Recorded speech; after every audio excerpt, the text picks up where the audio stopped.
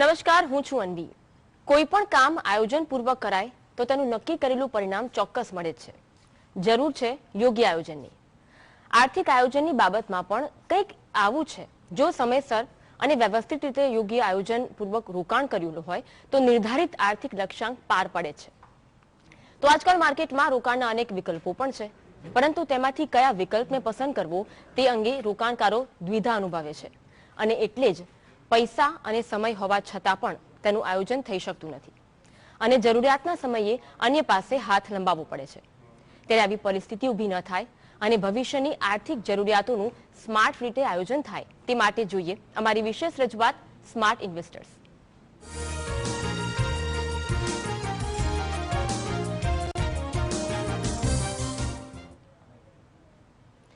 તો આર્થિક આયોજન કેવી રીતે કરવું અને કયા કયા મુદ્દાઓ ધ્યાનમાં રાખવા આ અંગે ચર્ચા કરવા આપણી સાથે જોડાયા છે ધનવરસા ફિનકેપ પ્રાઇવેટ લિમિટેડના ડિરેક્ટર નિલેશભાઈ કોટક। સ્વાગત છે નિલેશભાઈ આપનું।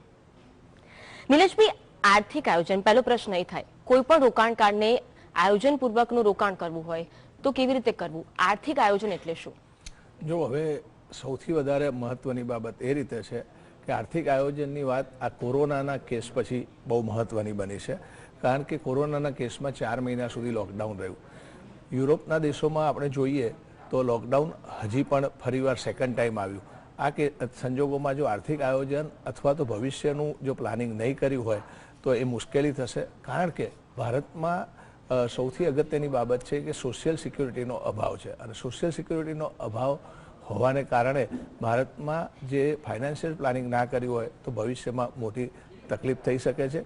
ભારતમાં જે મુખ્યત્વે આયોજન જે આપણે કર્યું હોય તો લોકોનું જે મહત્ત્વનું આયોજન હોય તો બધા માણસોએ કદાચ રિટાયરમેન્ટનું આયોજન કર્યું હોય, કારણ કે પહેલાં એવું હતું કે સરકારી નોકરીમાં પણ જે પેન્શન્સને હતું, પરંતુ જે સરકારના નવા કાયદા પ્રમાણે સરકારી નોકરોને પણ હવે પેન્શન્સ માટે નેશનલ પેન્શન સિસ્ટમ્સને એવી સિસ્ટમ પ્રમાણે જવું પડશે, પણ સરકાર હવે પેન્શન આપવાની નથી। આ સંજોગોમાં જે આર્થિક આયોજન છે એ એક ખૂબ જ મુખ્ય બાબત બની જાય છે। બિલકુલ। અત્યારે કોરોનાની મહામારી ચાલી રહી છે અને અર્થતંત્રને બહુ મોટો ફટકો પડ્યો છે। અર્થતંત્રને વેગવંતુ બનાવવા માટે સરકાર પાસે કયા કયા પડકારો હાલમાં જોવા મળી રહ્યા છે? જો કોરોનાના કારણે એક એવું થઈ ગયું કે સ્ટેન્ડ સ્ટીલ, એટલે આખું અર્થતંત્ર છે એ અટકી ગયું હોય તેવી પરિસ્થિતિ ઊભી થઈ હતી। લોકડાઉનને કારણે કોઈ ઉદ્યોગો ચાલુ નહોતા, એસેન્શિયલ ઉદ્યોગોને સિવાયનું। અને બીજી વસ્તુ એ છે કે એક જે બજારમાં છે એ બે આપણા તે સ્પેન્ડિંગ હોય છે, એક જરૂરિયાતની વસ્તુનું સ્પેન્ડિંગ હોય છે અને એક છે ડિસ્ક્રિશનરી સ્પેન્ડિંગ હોય છે। તો એ જે બીજું સ્પેન્ડિંગ છે એ ઘટી ગયું હતું, કારણ કે લોકો જીવન જરૂરી સિવાયની બેઝિક વસ્તુ સિવાય બીજી વસ્તુ ખરીદતા ન હતા। હવે આપણા દેશમાં જે છે એ માંગની મંદી છે અને ડિમાન્ડની મંદી છે। સરકારે પ્રયત્નો જે કરવાની વાત છે, પરંતુ સરકારના પ્રયત્નો એ પૂરતા એટલા માટે નથી, કારણ કે જ્યાં સુધી માંગ નહીં વધે ત્યાં સુધી નહીં થાય। અમેરિકામાં એવા પગલાં લેવામાં આવ્યા હતા કે દરેકે દરેક વ્યક્તિના ખાતામાં સરકારે ડાયરેક્ટ પૈસા નાખ્યા હતા। આપણા ત્યાં જે સરકાર છે એ ગરીબ વર્ગના ખાતામાં 1000 રૂપિયા દર મહિને નાખે છે, એ રીતે એના બદલે એ લોકોએ બધા માસ્કને કર્યું હતું, અને એ લોકોની જે ડિમાન્ડ આવી હતી અને તેના કારણે એ અમેરિકાના અર્થતંત્રમાં થોડો ઝડપી સુધારો જોવાયો। તો સરકારે એ રીતે ડાયરેક્ટ માંગ વધે તેવો પ્રયત્ન કરવો જોઈએ। હવે આપણે સીધા શેરબજારમાં રોકાણની વાત કરીએ। શું લાગી રહ્યું છે આપને કે હવે શેરબજારનું ભવિષ્ય કેવું છે અને રોકાણકારોએ આ તબક્કે શું કરવું જોઈએ? જો સૌથી અગત્યનું છે કે કોરોના કાળ જે બન્યો એ પછી શેરબજારમાં રોકાણ વધી ગયું। આપણે જોઈએ તો ઓછામાં ઓછા 1.5 કરોડ ડીમેટ એકાઉન્ટો નવા ખુલી ગયા, અને રોબિનહુડ ઇન્વેસ્ટર્સ જે એક નવો વિકલ્પ છે કે એ પ્રમાણે આવ્યા। અને બીજું, પરંપરાગત ઇન્વેસ્ટમેન્ટના બદલે ડિસ્કાઉન્ટ બ્રોકરેજ આવ્યા, એટલે બ્રોકરેજ નહીં, અને લોકો day trading, intraday trading plus speculative trading કરતા થયા। અને બજારે જ્યારે કોરોનાની જે શરૂઆત થઈ ત્યારથી અત્યાર સુધી એક વન સાઇડ મૂવમેન્ટ દર્શાવી। વન સાઇડ મૂવમેન્ટ દર્શાવી એટલે કે જે લોકોને એવું લાગ્યું કે શેરબજારમાં ઇઝી મની છે અને અહીંયા આસાનીથી કમાઈ શકાય છે, એટલે આ લોકો આવ્યા છે। પણ શેરબજારમાં જે છે સિક્કાની બે બાજુ ચઢ ઉતરની જેવું હોય છે। એવું કહેવાય કે સ્નેક્સ એન્ડ લેડરની રમત પ્રમાણે હજી જે નવા રોકાણકારોને સ્નેક્સે બાઇટ નથી કર્યું ત્યાં સુધી મને લાગે છે કે આ એક શેરબજારમાં એક યુફોરિયા ચાલુ રહેશે। બિલકુલ। હવે રોકાણ માટેનો એક વિકલ્પ છે ફિક્સ ડિપોઝિટનો। અને ફિક્સ ડિપોઝિટનો દર હાલમાં નીચો જઈ રહ્યો છે, તો રોકાણકારો મૂંઝાઈ રહ્યા છે. આ તબક્કે તેમને શું કરવું જોઈએ? જો રોકાણ માટે ફિક્સ ડિપોઝિટ છે, ફિક્સ ડિપોઝિટના વ્યાજમાં જે બેંકમાં છે, જે આપણે રેપો રેટની જોડે એના લિંક કર્યા છે, રેટ 6%ની નીચે જતો રહ્યો છે. પરંતુ આ સિવાય બીજા 3-4 વિકલ્પો એવા છે કે જે લોકોએ ઇગ્નોર કરવા જોઈએ નહીં. એક કિસાન વિકાસ પત્રમાં હાલમાં 6.9% વ્યાજ છે. આરબીઆઈના બોન્ડમાં 7.15% વ્યાજ મળે છે.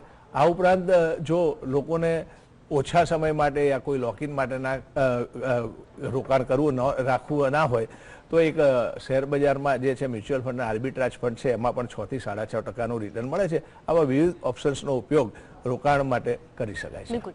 તો રોકાણકારો અલગ અલગ વિકલ્પની તલાશમાં છે, તો રોકાણકારો માટે સારો અને ભરોસાપાત્ર વિકલ્પ કયો? મારી દ્રષ્ટિએ રોકાણકારોમાં છે કે એની એજ અને એની જે લાયબિલિટી એ બેનું જે મિશ્રણ કરી અને રોકાણ માટેના વિકલ્પ વિચારી શકાય. ધારો કે કોઈ યંગ વ્યક્તિ છે અને એની કોઈ લાયબિલિટીઝ નથી, તો એનું વધારે પડતું રોકાણ એવું કહેવાય કે એ સ્ટોક માર્કેટને રિલેટેડ મ્યુચ્યુઅલ ફંડ અને ડાયરેક્ટ સ્ટોક એસઆઈપી વગેરેમાં કરી શકાય. જો કોઈ વ્યક્તિની જવાબદારીની એવું હોય તો એ વ્યક્તિ લિક્વિડ ફંડ છે, બોન્ડ ફંડ છે, અથવા તો જે મ્યુચ્યુઅલ ફંડનું ડેટ ફંડમાં પણ રોકાણ કરી શકે છે. રોકાણકારોએ ઇન્વેસ્ટમેન્ટનું પ્લાનિંગ કેવી રીતે કરવું? કારણ કે જેમ જેમ આપણે મોટા થઈએ છીએ ખર્ચા પણ વધતા રહે છે, તો ઇન્વેસ્ટમેન્ટનું પ્લાનિંગ કેવી રીતે કરવું જોઈએ? બહુ સિમ્પલ વસ્તુ છે કે આપણા ત્યાં જે છે એવું કહેવાય કે જે આ પ્લાનિંગ કહેવાય ફાઇનાન્શિયલ પ્લાનિંગ એ માત્ર રિટાયરમેન્ટ પ્લાનિંગ પૂરતું મર્યાદિત હોય છે. પરંતુ વિશ્વમાં અને બધી જગ્યાએ એક ગોલ બેઝ પ્લાનિંગ હોય છે. એની અંદર દરેક ફાઇનાન્શિયલ ગોલ હોય. વ્યક્તિને પોતાને એવું હોય કે મારું એક ઘર બનાવવું છે, મારે પોતાનું જે છે એ રિટાયરમેન્ટનું પ્લાનિંગ કરવું છે, મારા સંતાનોની જે છે ભવિષ્યનું આયોજન કરવું છે, એના મેરેજ છે, એના ઉચ્ચ અભ્યાસ. કારણ કે આ બધું આયોજન ભારતમાં એટલા માટે જરૂરી છે કે ભારતમાં સોશિયલ સિક્યુરિટી નથી અને ભારતમાં જે આવક છે એનો મુખ્ય ભાગ બેઝિક નીડો પાછળ જાય છે, જેમ કે શિક્ષણ, આરોગ્ય અને જે રિટાયરમેન્ટનું જે પ્લાનિંગ કહેવાય એની પાછળ જાય છે. એટલે મારી દ્રષ્ટિએ દરેક વ્યક્તિએ પ્લાનિંગ કરવું જોઈએ અને આ પ્લાનિંગ દરેક વ્યક્તિ એની ઇન્કમ જ્યારથી શરૂ થાય એ ત્યાંની સાથે શરૂ કરી દેવું જોઈએ. નિલેશભાઈ, આગળ આપણે ઉંમર વાઇઝ અને ખર્ચા વાઇઝ કેવી રીતે ઇન્વેસ્ટમેન્ટ કરવું જોઈએ, કેવી રીતે પ્લાનિંગ બનાવવું જોઈએ તે અંગે પણ વાત કરીશું. આપ જોડાયેલા રહેજો. તો અમારી વિશેષ રજૂઆતમાં આગળ વધીશું એક વિરામ બાદ. બ્રેક બાદ સ્વાગત છે અમારી વિશેષ રજૂઆતમાં. તો આપણે ઇન્વેસ્ટમેન્ટના પ્લાનિંગ વિશે વાત કરી રહ્યા છે. આપણી સાથે માર્કેટના એક્સપર્ટ નિલેશભાઈ કોટક જોડાયેલા છે. ફરી એકવાર સ્વાગત છે આપનું. નિલેશભાઈ, જેમ આપણે વાત કરતા હતા કે જેમ જેમ ઉંમર વધે ખર્ચા પણ વધતા રહે છે, આપણે પહેલા ગૃહિણીની વાત કરીએ. ગૃહિણીનો આવકનો સ્ત્રોત ઓછો હોય છે પરંતુ ખર્ચા વધુ હોય છે, તો તેમને ઇન્વેસ્ટમેન્ટ કરવું હોય તો કેવી રીતે પ્લાનિંગ કરવું જોઈએ?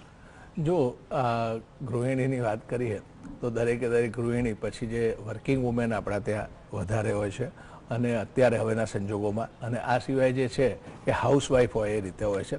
એમની જોડેની જે બચત હોય તો એમાંથી, અને જે ગૃહિણી હોય છે કે જે લોકોને વર્કિંગ વુમેન્સ છે એમાં મોટે ભાગે એવું થતું હોય છે હસબન્ડ ને વાઈફ બંને કમાતા હોય તો વાઈફની ઇન્કમ જે બચતી હોય છે તો એનું પ્રોપર પ્લાનિંગ કરવું જોઈએ. હવે પ્લાનિંગ કરવાની અંદર વાત એવી આવે છે કે જો આપની શેર બજારમાં એક્સપર્ટીઝ ના હોય તો આપણે મ્યુચ્યુઅલ ફંડમાં એ લોકો એસઆઈપી કરી શકે, અને શેર બજારનું નોલેજ અથવા તો સારા ઇન્વેસ્ટમેન્ટ એડવાઇઝર હોય તો સ્ટોક એસઆઈપીમાં રોકાણ કરી શકાય છે.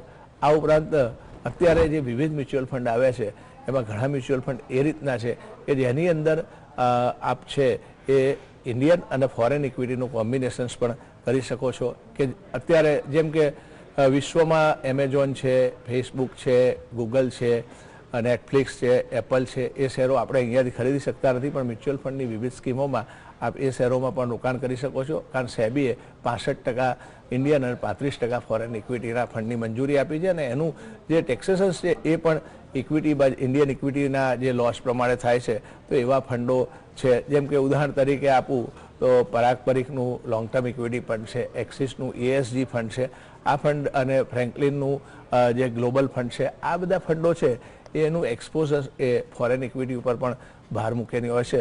તો મને લાગે છે એ ફંડમાં કરવી જોઈએ. અને જો ભારતીય મ્યુચ્યુઅલ ફંડમાં રોકાણ કરવું હોય તો મલ્ટી કેપ મ્યુચ્યુઅલ ફંડની અંદર પણ રોકાણ કરી શકાય. એટલે કે તમારો પોર્ટફોલિયો છે એ ડાયવર્સિફાઈડ કરવા માટે સ્ટોક એસઆઈપી, મલ્ટી કેપના મ્યુચ્યુઅલ ફંડ અને ફોરેન ઇક્વિટી વાળા મ્યુચ્યુઅલ ફંડનો ઉપયોગ કરી શકાય. આપણે એક ઉદાહરણ રૂપે વાત કરીએ નિલેશભાઈ. એક વ્યક્તિની ઉંમર 30 વર્ષની છે, 60 વર્ષે વ્યક્તિ રિટાયર થાય, રિટાયર થાય ત્યારે તેને 3 કરોડની જરૂર છે. હવે વ્યક્તિ એસઆઈપીમાં રોકાણ કરવું હોય તો માસિક કેવી રીતે કયા ફંડમાં રોકાણ કરી શકાય? જો પહેલું તો એ છે કે 30 વર્ષની ઉંમર છે એ મારી દ્રષ્ટિએ બહુ લેટ ઉંમર છે. દરેક વ્યક્તિએ એનું રોકાણ છે એ મારી દ્રષ્ટિએ કોઈ પણ વ્યક્તિ હોય તો એને જ્યારે પોકેટ મની મળતા હોય એમાંથી પણ બચાવીને રોકાણ કરવું જોઈએ. સામાન્ય રીતે આપણા ત્યાં કોઈ પણ વ્યક્તિ 24 થી 25 વર્ષની ઉંમરે એ પોતે આવક કમાતો થઈ જાય છે ત્યારે શરૂઆતમાં જ એણે પોતાની આવકના 25% પૈસા છે એ પોતે રોકાણ કરવા માટે અલગ ફાળવવા જોઈએ અને એનું રોકાણ એ રીતે કરવું જોઈએ. હવે વાત આપણે જે કરી કે 30 વર્ષની ઉંમરની વ્યક્તિ છે તો મારી દ્રષ્ટિએ 30 વર્ષની ઉંમર કરતાં જો વ્યક્તિએ 5 વર્ષ પણ વહેલું રોકાણ કર્યું હોય તો એને ઘણો એના રોકાણમાં અને એનું જે ભવિષ્યની જે એસેટ જે બેઝ ઊભો થાય છે એમાં મોટો ફાયદો થાય છે. જો આપણે 30 વર્ષની વ્યક્તિએ જો એનું કોઈ ટાર્ગેટ રાખ્યું હોય સે આપણે ઉદાહરણ તરીકે કરી કે ભાઈ એને 3 કરોડ રૂપિયાનું ટાર્ગેટ રિટાયરમેન્ટ માટે રાખ્યું હોય, 10%નું મહિને વળતરની વાત કરીએ તો એને 14,000 રૂપિયાની એસઆઈપી કરવી પડે. એના બદલે જો એને 25 વર્ષની ઉંમર એટલે 5 વર્ષ પહેલાં રોકાણ કર્યું હોય તો એને 14,000ના બદલે એ જ ટાર્ગેટ માટે માત્ર 8,000ની એસઆઈપી કરવી પડે. એટલે કે 40% રોકાણ માત્ર 5 વર્ષ વહેલું રોકાણ કરવાથી એ કરી શકે છે. એટલે અર્લી કરવું જોઈએ. ઇવન વોરન બફેટે પણ એમના ઇન્ટરવ્યૂમાં કીધું છે કે મેં રોકાણ કરવાની શરૂઆત કરી હતી તો એમાં હું ભલે એમણે 12 વર્ષની ઉપરથી રોકાણ કરવાની શરૂઆત કરી પણ એમણે કીધું હતું કે હું રોકાણ કરવામાં થોડો મોડો છું. તો દરેક ભારતીય લોકોની તો બચત એક ગળથૂથીમાં હોય છે ત્યારે રોકાણ એ ખૂબ જ અર્લી એજથી કરવું જોઈએ. બિલકુલ બિલકુલ. આગળ વાત કરીએ, કોઈ એક વ્યક્તિ 40 વર્ષની ઉંમરની છે અને આયોજનબદ્ધ રીતે તેને ફાઇનાન્શિયલ પ્લાનિંગ કરવું છે. હવે મહિને 10 થી 12,000 રોકાણ કરી શકે છે તો 8 લાખની એફડી છે. હવે નિવૃત્તિ સમયે તેને 2 કરોડની જરૂર છે તો તેનું ફાઇનાન્શિયલ પ્લાનિંગ કેવું હોવું જોઈએ? જો પહેલા તો એ છે કે 40 વર્ષની ઉંમરે ઘણી હું લેટ કહું છું. મારી દ્રષ્ટિએ એટલીસ્ટ 20 અને મેક્સિમમ 25 વર્ષની ઉંમરે રોકાણ કરવું જોઈએ. 40 વર્ષની વ્યક્તિએ જો એના રિટાયરમેન્ટનું કોર્પસ 2 કરોડ રૂપિયાનું કરવું હોય તો મહિને 26,500 રૂપિયાની એસઆઈપી કરવી પડશે. એના બદલે આ જ વ્યક્તિએ જો 2 કરોડ માટે 25 વર્ષની ઉંમરે રોકાણ કરવાનું કર્યું તો એને 5300 રૂપિયાની એસઆઈપી કરવી જોઈએ. અહીંયા આપણે 10%નો જે છે એ CAGR એટલે કમ્પાઉન્ડેડ એન્યુઅલ ગ્રોથ રેટ મળશે તેની ગણતરી કરી છે. એટલે માત્ર 15 વર્ષ મોડું કરવામાં એણે 5300ની જગ્યાએ 26,500 એટલે 5 ગણા રૂપિયા રોકવા પડે છે. એટલે મારી દ્રષ્ટિએ રોકાણ એ ખૂબ જ વહેલું કરવાની જરૂર છે અને દરેક વ્યક્તિએ એ બાબતમાં એક ફોકસ કરવું જોઈએ. પહેલું ઇન્સ્યોરન્સ નું જે પ્લાનિંગ થઈ જાય અને ઇન્સ્યોરન્સનું પ્લાનિંગ થાય પછી સીધું જ ઇન્વેસ્ટમેન્ટનું રોકાણ કરવું જોઈએ. ઇન્સ્યોરન્સનું આપણે ત્યાં પેનિટ્રેશન ઓછું છે. કોરોના કાળની અંદર આપણે જોયું છે કે ઇન્સ્યોરન્સની મહત્વ પછી લાઈફ ઇન્સ્યોરન્સ હોય કે પછી મેડિકલ ઇન્સ્યોરન્સનું મહત્વ ખૂબ જ વધ્યું છે. એ જોતા ઇન્સ્યોરન્સને પહેલો પ્રેફરન્સ અને પછી ઇન્વેસ્ટમેન્ટનો રાખવો જોઈએ અને સાથે સાથે એ ધ્યાન રાખવું જોઈએ કે ઇન્સ્યોરન્સ અને ઇન્વેસ્ટમેન્ટને પ્લાનને ક્લબ ના કરવા જોઈએ. ઇન્સ્યોરન્સ માટે ટર્મ ઇન્સ્યોરન્સ લેવો જોઈએ અને ઇન્વેસ્ટમેન્ટ માટે વિવિધ મ્યુચ્યુઅલ ફંડની સ્કીમ યા ડાયરેક્ટ સ્ટોક એસઆઈપી પણ કરી શકવાની વાત છે. જ્યોર્જ સોરાસની વાત કરીએ તો જ્યોર્જ સોરાસના વિશે હું વાંચતો હતો એટલે એણે એમની વાત એક બહુ સુંદર મને લાગી કે 100 કંપનીઓમાં તમે રોકાણ કરો અને એમાંથી એક કંપનીમાં જો તમારું રોકાણ છે એ બમણું થાય તો તમને 1% રિટર્ન મળે છે. એના બદલે જો તમે 5 કંપનીઓમાં રોકાણ કર્યું હોય અને એની અંદર તમારું રોકાણમાંથી એક કંપનીમાં ડબલ થાય તો તમારું રિટર્ન 20% મળે છે. એટલે તમારું રોકાણ એ કોન્સન્ટ્રેટેડ હોવું જોઈએ. ઓકે નિલેશભાઈ, આપણે ગોલ્ડમાં રોકાણની વાત કરીએ. એવું કહેવાય છે કે સોનું એ સુરક્ષિત રોકાણ છે. હવે આપને કયું ઓપ્શન આપ સજેસ્ટ કરશો, ફિઝિકલ ગોલ્ડ કે પેપર ગોલ્ડ? જો આપણે વાત કરીએ કે 3 તબક્કાની વાત કરીએ, આપણે 2020ની વાત કરીએ તો 2020માં રોકાણના તબક્કામાં 3 વસ્તુ આવે. આપણે પહેલી વસ્તુ આવે કે ઇક્વિટી. તો ઇક્વિટીનું રોકાણમાં 3 થી 5%નું રિટર્ન આ કેલેન્ડર યરમાં અત્યાર સુધીમાં મળ્યું છે. આપણે 11 મહિના ગયા એટલે નવેમ્બર મહિના સુધીમાં. ગોલ્ડનું રિટર્ન 20% આસપાસ છે અને ક્રિપ્ટોકરન્સીનું રિટર્ન છે 120% આસપાસ છે. એટલે આપણે ગોલ્ડ અને ઇક્વિટીની સિવાયની અધર એસેટ ક્લાસમાં પણ થોડું રિસ્કીયર એસેટમાં 5%માં રોકાણ જે ઓલ્ટરનેટિવ ઇન્વેસ્ટમેન્ટ તરીકે કરવું જોઈએ. રહી વાત આપણે જે મુખ્ય મુદ્દો છે ગોલ્ડની વાત કરીએ તો ગોલ્ડની અંદર જો વાત કરીએ તો સોનાની અંદર રોકાણ માટેના આપણી પાસે 3 જે છે આયોજન છે. એક તમે ફિઝિકલ ગોલ્ડ કરી શકો છો, બીજું મ્યુચ્યુઅલ ફંડની જે ETF લિસ્ટેડ છે ગોલ્ડના એની અંદર રોકાણ કરી શકાય છે અને ત્રીજું રિઝર્વ બેંકના સોવરિન ગોલ્ડ બોન્ડ છે. હું એવું કહીશ કે ફિઝિકલ ગોલ્ડને રાખવું અને જાળવવાની તકલીફ છે. મ્યુચ્યુઅલ ફંડના ઇટીએફમાં મ્યુચ્યુઅલ ફંડનું ઇટીએફ એને જાળવવાનો 2% જેવો ખર્ચો લે છે, જ્યારે સોવરિન ગોલ્ડ બોન્ડમાં ગવર્મેન્ટ આપને 2% દર વર્ષે વ્યાજ આપે છે. દર 6 મહિને એનું વ્યાજનું પણ પેમેન્ટ થાય છે. તે જોતાં ગોલ્ડ માટે રોકાણ માટે બેસ્ટ તબક્કો એ સોવરિન ગોલ્ડ બોન્ડનો છે, કારણ એ ડિમેટમાં આવે છે અને આપ 1 ગ્રામના મલ્ટિપલમાં વેચી પણ શકો છો અને ગમે ત્યારે ખરીદવું હોય ત્યારે ખરીદી શકો છો. એટલે લિક્વિડ એસેટ તરીકે જે આપણે ઇમરજન્સીના ફંડની વાત જ્યારે કરતા હતા, તો એવા વખતમાં જો સોવરિન ગોલ્ડ બોન્ડમાં રોકાણ કર્યું હોય તો એક ઇમરજન્સી ફંડ તરીકે પણ કાર્ય કરી શકે છે. હવે આપણે વર્તમાન પરિસ્થિતિની વાત કરીએ. હાલમાં જે પરિસ્થિતિ છે એમાં રોકાણકારોએ ઇમરજન્સી ફંડ રાખવું પણ એટલું જ જરૂરી છે. એ ઇમરજન્સી ફંડ કેટલું રાખવું જોઈએ? કારણ કે જો પરિસ્થિતિ વિકટ બને તો કોઈની પાસે હાથ ન લંબાવવો પડે. કેટલું ઇમરજન્સી ફંડ હોવું જોઈએ? મિનિમમ જે થંબ રૂલ છે એ પ્રમાણે કોઈ પણ વ્યક્તિએ પોતાના ખાતાની અંદર 6 મહિનાની એની બેસિક જે જરૂરિયાતો છે કહેવાય મંથની છે, કે જેમાં જો એનો કોઈ હપ્તો આવતો હોય, હાઉસિંગ લોન છે કે વ્હીકલ લોનનો, એ ગણતરી કરીને જે ટોટલ થતું હોય કે સેમ એક વ્યક્તિની વ્યક્તિની 50,000 રૂપિયાની બેસિક ટોટલ જરૂરિયાત છે, તો એને 3 લાખ રૂપિયા તો ગમે ત્યારે હાર્ડ કેશ ગમે ત્યારે રાખવા જોઈએ. હાર્ડ કેશ એટલે કે એ ગમે ત્યારે લિક્વિડ થઈ શકે તેવા ફંડમાં યા બેંકની એફડીમાં યા લિક્વિડ ફંડમાં રાખવા જોઈએ. એ જરૂરી છે અને એ કાયમ માટે આ રૂલ્સને અનુસરવાનું ને એ પૈસા ક્યારે પણ એને ટચ ના કરવું જોઈએ અને એનો ઉપયોગ બીજા કોઈ ઇન્વેસ્ટમેન્ટ માટે કે અન્ય કારણસર થવો ન જોઈએ. બિલકુલ. અત્યારે નિલેશભાઈ, કોરોનાની મહામારી ચાલી રહી છે અને અર્થતંત્ર ધીમે ધીમે સુધરી રહ્યું છે, પાટા પર આવી રહ્યું છે. હવે તમારા મતે રિયલ્ટી સેક્ટરમાં રોકાણ કરવું હોય તો એ વિકલ્પ કેટલો વ્યાજબી ગણાશે? જો રિયાલિટી સેક્ટર્સમાં વોરન બફેટના મુજબ તો એવું છે કે રિયાલિટીમાં આપની જરૂરિયાતથી વધારે રોકાણ ના કરવું જોઈએ, પરંતુ હું એવું માનું છું કે રિયાલિટીમાં રોકાણ કરવા માટે 2 તબક્કા આવે છે. એક જે છે કાચી જમીન અને એક ઇન્વેસ્ટમેન્ટ માટે ઓફિસ છે, ફ્લેટ્સ છે, ફાર્મ હાઉસ છે, વિલાસ છે અને તમારા માટે જે બંગલોસ ને એ બધું છે. પરંતુ એની અંદર હું એવો પ્રેફરન્સ આપીશ કે કાચી જમીન એ સૌથી અગત્યનું છે, કે એનો મેન્ટેનન્સ ખર્ચ પણ ઓછો આવે છે અને કાચી જમીન છે એમાં ગમે ત્યારે ઇઝીલી એ સેલેબલ છે અને એની લિક્વિડિટી પણ ખૂબ જ સારી રહે છે. બિલકુલ. નિલેશભાઈ, ઇન્વેસ્ટરે, રોકાણકારે ઇન્વેસ્ટ તો કર્યું, પરંતુ સમયાંતરે તેનું મોનિટરિંગ કરવું પણ એટલું જરૂરી છે. તો કેટલા સમયે તેનું મોનિટરિંગ કરવું પડે અને રોકાણની દશાની દિશા જાણવી પણ કેટલી જરૂરી છે? તો સૌથી અગત્યની બાબત આની અંદર 2 આવે છે. એક ગોલ બેઝ પ્લાનિંગ કર્યું હોય. ગોલ બેઝ પ્લાનિંગમાં મારા 4 તબક્કા આવે, કોઈ પણ વ્યક્તિના જીવનના તબક્કા આવે. એક તો એનું જે છે પોતાના ઘર માટેનું આયોજન કર્યું હોય, પછી એના સંતાનોના એજ્યુકેશન માટેનું કર્યું હોય, પોતાની રિટાયરમેન્ટ માટેનું આયોજન કર્યું હોય, યા પોતાને કોઈ એક પોતાની કાર ખરીદવાનું કે આયોજન કર્યું હોય. દરેક આયોજન માટે, સંતાનના લગ્ન માટેનું આયોજન કર્યું હોય.